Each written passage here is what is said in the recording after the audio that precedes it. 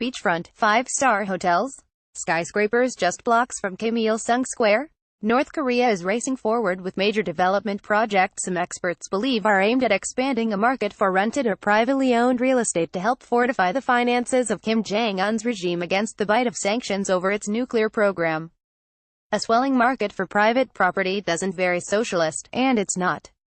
But the chronically cash-strapped government appears to be nurturing a fresh source of revenue, sales of property to the newly affluent class of North Koreans who have made their fortunes on the country's growing, but still largely unofficial, market economy that has come into its own since Kim assumed power. The pressure on Pyongyang is growing as the Chinese investors who traditionally have propped up its economy are retreating amid tougher-than-ever restrictions imposed by Beijing. The construction projects, which could cost well over $1 billion to complete, have a lot of momentum behind them. They are part of a 6-year building spree under Kim that has transformed the Pyongyang skyline. North Korean officials told the Associated Press they hope to have at least some of the developments ready to show off for celebrations in September marking the country's 70th anniversary. Since 2012, we have been building a new project each year, so I think 1 year from now a lot of changes will have been made in the city, said Kim Jong-chul, an architect with the Paik-Tusan Academy of Architecture, the Center for Architectural Research and Design in North Korea. We have a lot of construction plans. He said there are 3 main projects this year. First, to redevelop the center of Pyongyang by replacing low-rise housing built after the 1950-53 Korean War with more space-efficient new skyscrapers, offices, public buildings and residential high-rises. For the center of the city there are many old residences, so we are trying to turn that into new ones, Kim explained. On the East Coast's Wonsan-Kalma area, more than 10 hotels, thousands of units of residential housing and a number of recreational facilities are either planned or underway, Kim said.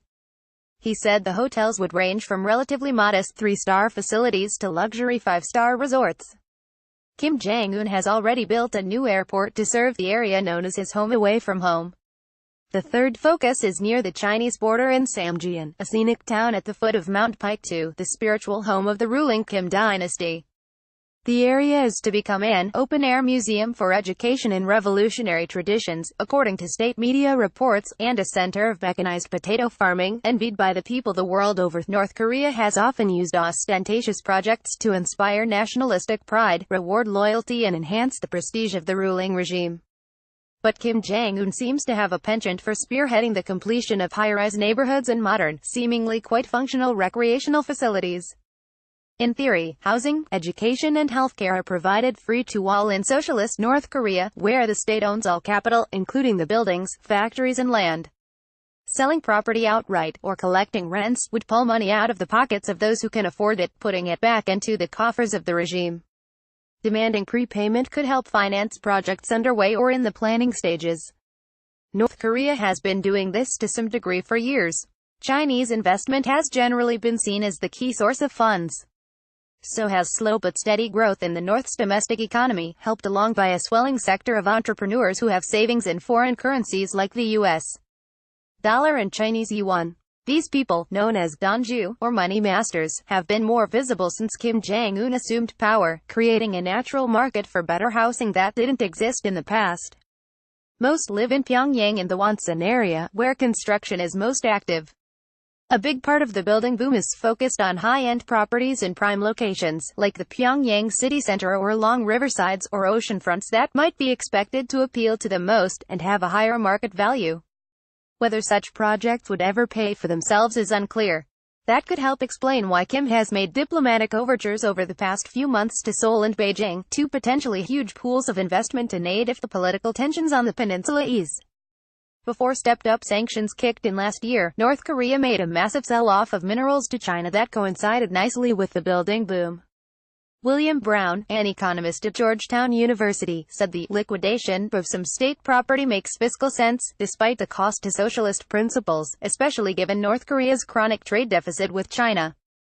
The downturn in Chinese trade and new investment since about September and Kim's inability to get foreign loans or woo other investors has cast serious doubt on the future of the economic boom. And is jeopardizing funding for the military, said Benjamin Katz of Silberstein, a scholar with a U.S.-based Foreign Policy Research Institute think tank and co-editor of the North Korea Economy Watch website. Dwindling trade with China is not only sucking foreign reserves away from the regime, but also hurting businesses the Donju rely on as well, a 1-2 punch to the economy that could get significantly worse in the months to come, possibly undermining demand for luxury property. The state really doesn't have any sustainable revenue source as of now, Silberstein said. Talmadge is the app's Pyongyang bureau chief. Follow him on Twitter and Instagram, @EricTalmadge.